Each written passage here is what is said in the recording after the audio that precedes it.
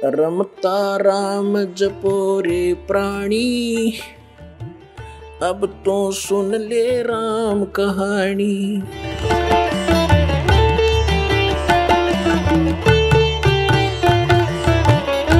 तो ऐसे एक मार्कंडे नाम के ऋषि बंगाल की खाड़ी में तपस्या कर रहे थे। इंद्र के हलकारे यानी उसने गुप्तचर छोड़ रखे होते हैं पृथ्वी पर, उनके देवता यहां गुप्त रूप में घूमते रहते हैं और उनके ऐसे सूक्ष्म शरीर होते हैं। ये लंबी डिटेल बन जाएगी जब मैंने ये चैप्टर दूसरा शुरू कर दिया, क्योंकि आपने आज तक ज्ञान तो सुना ही नहीं है, उस अज्ञान को ज्ञान मान के ग्रहण कर रखा है। लेकिन सिंपल सा इतना है कहेंगे कि उसके हलकारे गुप्तचर सीआईडी वाले घूमते रहते हैं और उन्होंने पता लग गया कि ऐसे एक ऋषि मार्कंडे नाम के ऋषि बहुत समय से बैठे हैं, तपस्या कर रहे। इंद्र को चिंता बन गई कि कहीं तेरी गद्दी प्राप्त ना कर ले। उस तप को भंग कराने के लिए, साधना को डिस्टर्ब करने के लिए उसने एक उर्वशी भेजी। एक औरत आई खूबसूरत, और उसने उस ऋषि के सामने थोड़ी सी दूरी पर डांस करना शुरू कर दिया, नाचना शुरू कर दिया। और वहां का एक सिद्धि से वहां का वातावरण ऐसा बना दिया जैसे ना गर्मी ना सर्दी, और सुगंध उठ रही हो जानो चारों तरफ से, ऐसे जानो ऐसा बड़े मनमोहक वातावरण बना दिया। अब वो नाच रही है। मार्कंडे ऋषि आधी आंखें खुली हैं, आधी बंद हैं। जब उसने सारे डांस कर लिए, अंत में वो निवस्त्र होगी। तब मार्कंडे ऋषि बोले, हे बेटी, हे माई, हे बहन, आप यहां किस वास्ते आई? तब उर्वशी ने कपड़े पहनते हुए कहा कि हे ऋषि, मेरे स्वरूप को देखकर यहाँ अन्य इस बनखंड के, इस वन के, डिवीजन के, इस टुकड़े के जितने ऋषि महर्षि थे उनके वो तो डामाडोल हो गए और छोड़कर इस तपने खड़े होकर लागे देखने मेरे को। लेकिन ना जाने आपकी समाधि कहाँ गई हुई थी, ये आप जानो। आप डगमग नहीं हुए। तब मार्कंडे ऋषि ने बताया कि मेरी जो समाधि थी, समाधि क्या होती है कि यहां बैठे वो अपनी दूरबीन से, अंदर की आंखों से, ये अपनी अपनी भक्ति से रेंज घटती बढ़ती रहती है। वो कह रहा कि मैं ब्रह्मलोक में मैं डांस देख रहा था और वहां नाचने वाली औरतों की तेरे जैसी तो 7-7 नौकरानी थी। तो तेरे डांस ने के देखूं मैं, तो तेरे से इतनी सुंदर थी वो, जिनकी तेरे जैसी तो नौकरानियां थी। वहां मैं समाधि लगा रहा था। अपने आत्माओं, ये तत्व ज्ञान है, इससे दूध और पानी छनेगा, अलग अलग हो जाएगा। एक तरफ तो ये है कि मार्कंडे ऋषि ने अपनी साधना को सर्वोच्च मान रखा था। तो उर्वशी कहने लगी कि महाराज, आप एक बार इंद्रलोक में चलो।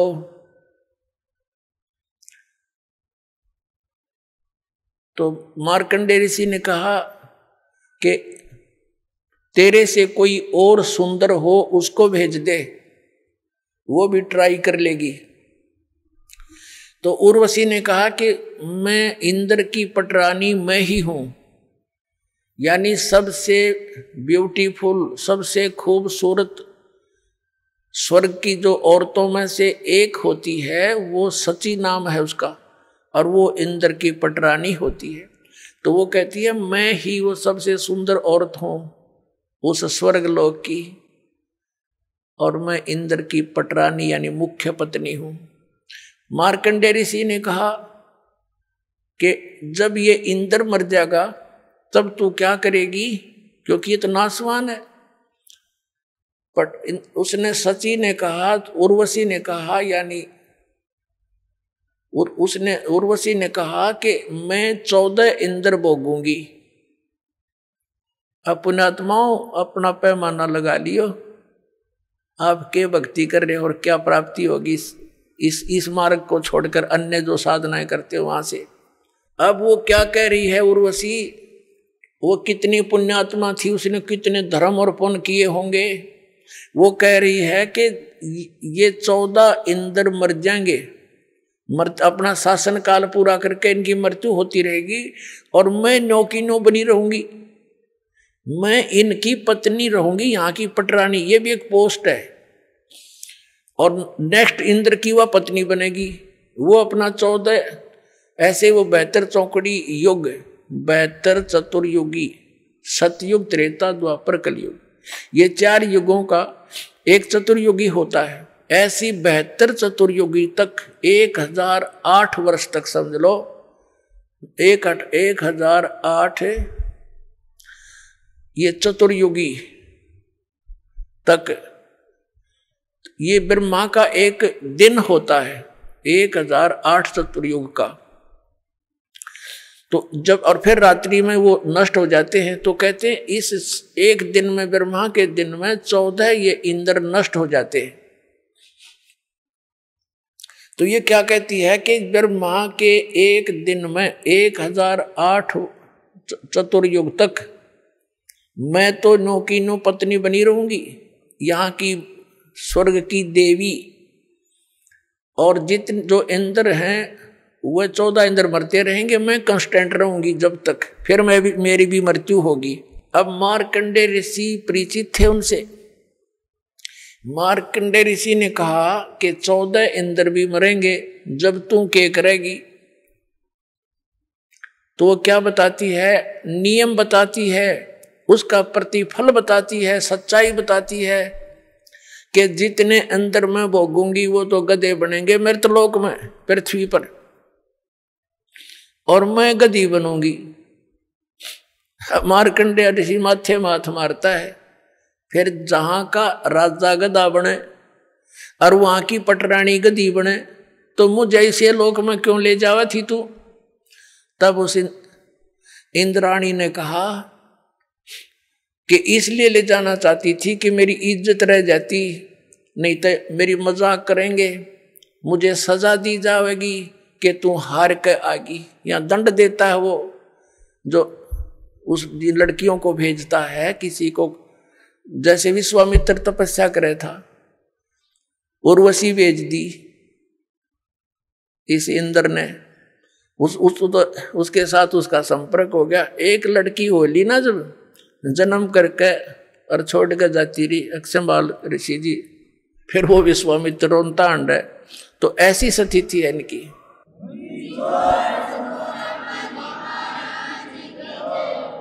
वो क्या कहती है कि मैं अपनी इज्जत रखने वास्ते, और ऐसे वो इंद्र इन ऋषियों को और लड़कियों को जो स्वर्ग में सुखी मानते हैं, स्वर्ग में सुख हो जाता है, उनका वो नौकर है उसके सारे, उस इंद्र के, और उनको बाई फोर्स भेजता है कि जा उसका धर्म भंग करके आ, नहीं तो तुझे सजा दूंगा। वहां कोड़ों से पीटी जाती हैं औरतें जो स्वर्ग के वासी कहलाते। इस डर के मारे वो कह रही है कि मुझे दुआगन करेंगे, सजा दी जाएगी, आप एक बार चल पड़ो। तब मार्कंडेय ऋषि ने कहा था कि किस लिए ले जाना चाहती थी, कि अपनी इज्जत रखने के लिए, नहीं तो यूं कहेंगे तू भी हार के आएगी, सबसे सुंदर थी, सबसे शक्तिशाली थी। तब जब मार्कंडेय ऋषि ने कहा, ए बोली आत्मा, तू आज भी गधी, क्योंकि 14 खत्म करेगी, और मृत्यु के बाद तू स्वीकार कर रही है परमानेंट गधी, तो फिर गधी का भी इज्जत किसी, और इज्जत की ठेकेदार नहीं बनी बैठी, तू भाग यहां से।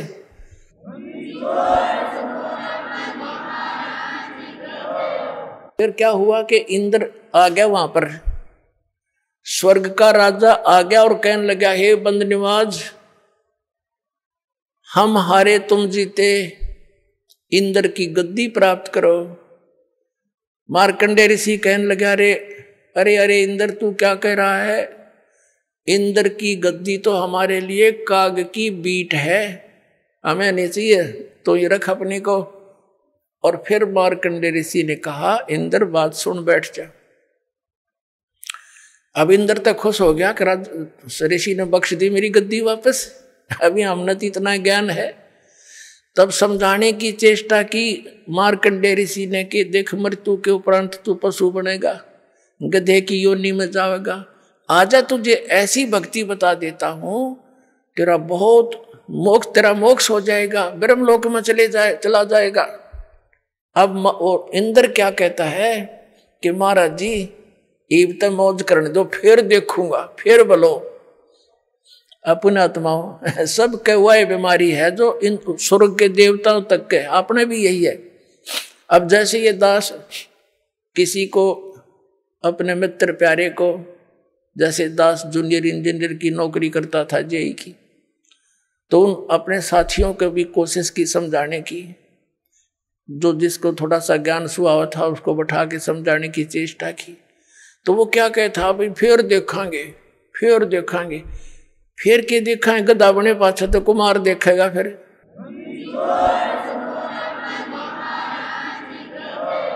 ढाई मन का बोरा कमर पर और लाठी कब लगेगी गट्टियां पे। देखना अब देख, संतों के विचार सुन और बुराई छोड़ भक्ति कर। देखना तो अब फिर क्या देखेंगे। वास्तविकता ये होती है कि कोई तो गुटी सुटी लावे, 2 पैसे का ब्यों तो दे, बकवाद शुरू करता है ये प्राणी। 2 पैसे माया अधिक हुई ना, और ये नरक में जाने की टिकट बनी ना, तुरंत बन जाती है। तो उनके वह किसी पर गुटी ना छूटे, किसी पर रिश्वत ना छूटे, और कोई 100 बुराइयों में ग्रस्त हो जाता प्राणी, तो वो इस कारण से यूं कहता फिर देखेंगे। और फिर कुछ एक यहां तक कह देते थे किसने देखी है, देखी जाएगी। बताओ, अब अंधा जा रहा हो जंगल के अंदर, वन की तरफ, और उसको कोई कहे आंखों वाला कि सूरदास इधर मत जा भाई, ये रास्ता ठीक नहीं, बहुत भयंकर दुख होंगे तो इसमें चला जाएगा, जंगली जानवर हैं, वहां कांटे हैं, बहुत बुरा हाल हो जाएगा। और वो अंधा वही बोल सकता जिसने कोई गुटी सूटी ला रखी हो या भांग पी रखी हो, वो कह सकता है ऐसी बातें, किसने देखा है, देखी जाएगी। अब अंधे न दिखता ना, आँखें वाले की वो मानता ना, और फिर नो क्या किसने देखा, जिसने देखा है वही तो बता रहा है कि ये रास्ता गलत तेरा। अपने आत्मा वही स्थिति आज हमारी थी। हमने अब इस काल की भांग गणी पी रखी है सभी ने। कबीर साहब कहते हैं, कबीर ये माया अटपटी और सब गट आण अड़ी, किस किस ने समझाऊं या कुआ भांग पड़ी। एक ठेके पर दारू पी के चाहे 10 कैंडिडेट आ रहे हों, और सारे की एक जैसी गतिविधि, एक जैसी बोल, ऐसे ही चाल पाओगी। उनसे बात करके देख लो, वो किसी भाषा बोलेंगे। तो यहाँ हम जो इस प्रकार की भाषा बोलते हैं, किसने देखा है, देखी जाएगी, फिर देखेंगे, तो ये सारे भांग पी रहे हैं इस काल की माया की। कबीर साहब कहते हैं, कबीर ये माया अटपटी सब गट आने अड़ी, और किस किस ने समझाऊं या कुआ भांग पड़ी। 21 ब्रह्मांड है इस काल के, इन सारे में कुआ, इन सब कुओं में यह भांग डाल रखी है, सब ने यही पी रखी है, और यही ज्ञान ग्रहण है। स्वर्ग प्राप्ति करूंगा, MLA बनूंगा, MP बनूंगा, हर गधा बन के फिर देखिए के बनेगा तेरा। तो ये ज्ञान आपने फाइनल मानना पड़ेगा। ये कोई डूम बाट के गीत नहीं है क्यों किसी कभी सर ने गा दिए 2 रोटी के रोले में, नहीं, ये समर्थ की आई हुई बताए हुए ज्ञान है, ये फाइनल समझ लेना।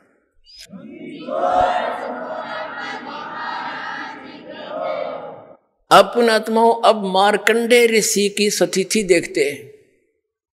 अब ये तत्व ज्ञान है, और ये दास परमात्मा ने इस मार्ग का मास्टर बना दिया।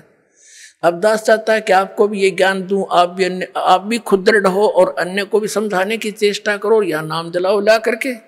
अब जैसे ये कहते हैं ना, समाधि लगाओ, और हम ये भी सुना करते थे, हजारों वर्ष तक महापुरुष समाधिस्थ रहते थे।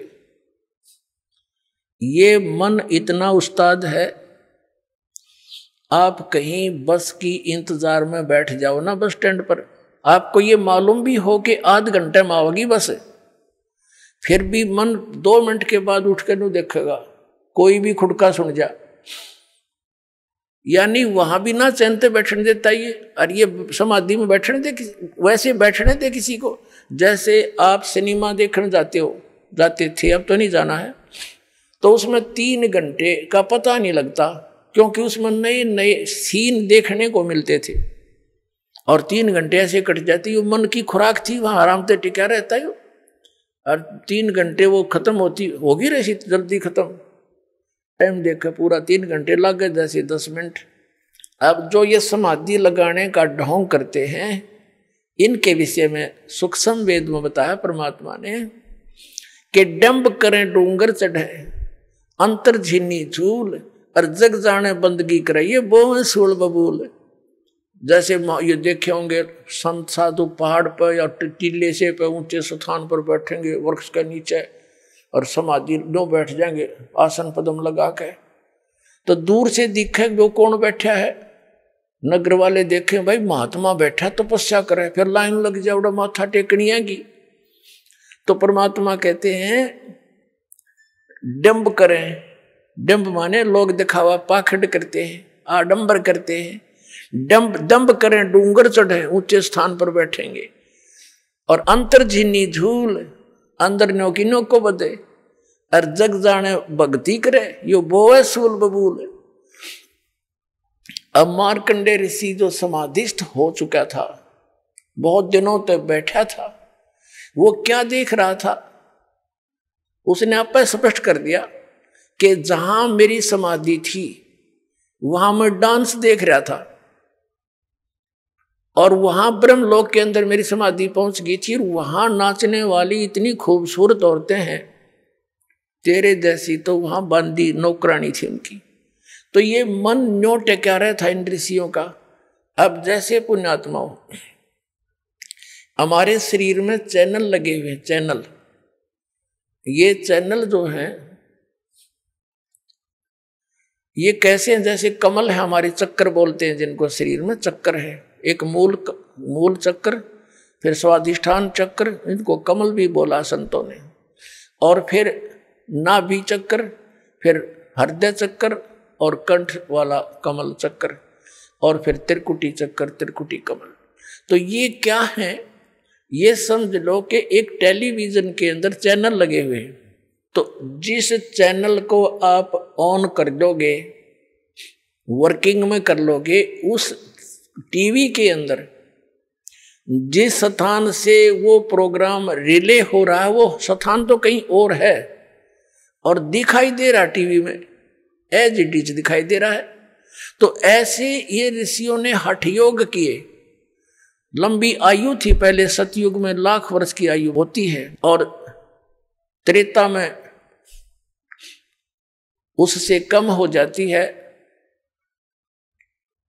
10-10 हजार वर्ष की आयु होती है, और द्वापर में 1-1 हजार वर्ष की प्रारंभ में ज्यादा होती है, लास्ट में 1,000 पे अंत होता है। और कलियुग के अंदर ये आपकी लास्ट में 20 वर्ष की आयु रह जाएगी और शुरुआत इसकी ऐसे ही कई सैकड़ों वर्षों से हुई है। अब क्या हुआ, वो क्या देख रहा था, उसका चैनल ऑन हो गया और उसने क्या दिखाई दे रहा था, ब्रह्मलोक में डांस देख रहा था। और कभी कुछ दिखाई देता है, कभी कोई झरने आ रहे हैं, कितना कोई ऐसे सवारी जा रही है, कोई नाच हो रहे हैं, कोई झरने बह रहे हैं, ये देखते रहते हैं अंदर। तब ये मन टेके ना टेकन दे इसने। अब उससे क्या होता है, ये ऋषि लोग साथ में ओम नाम का जाप भी करते थे। तो ओम नाम के जाप से और इस हठ योग से क्या होगा, ओम नाम के जाप से मार्कंडे ऋषि ब्रह्मलोक में जागा, क्योंकि उसके ब्रह्मलोक तक की साधना हो चुकी थी। गीता जी अध्याय नंबर 8 के श्लोक नंबर 16 में स्पष्ट किया है कि ब्रह्मलोक पर्यंत सभी लोग पुनरावृत्ति में हैं, वहां गए हुए भी जन्म मृत्यु को प्राप्त होते हैं।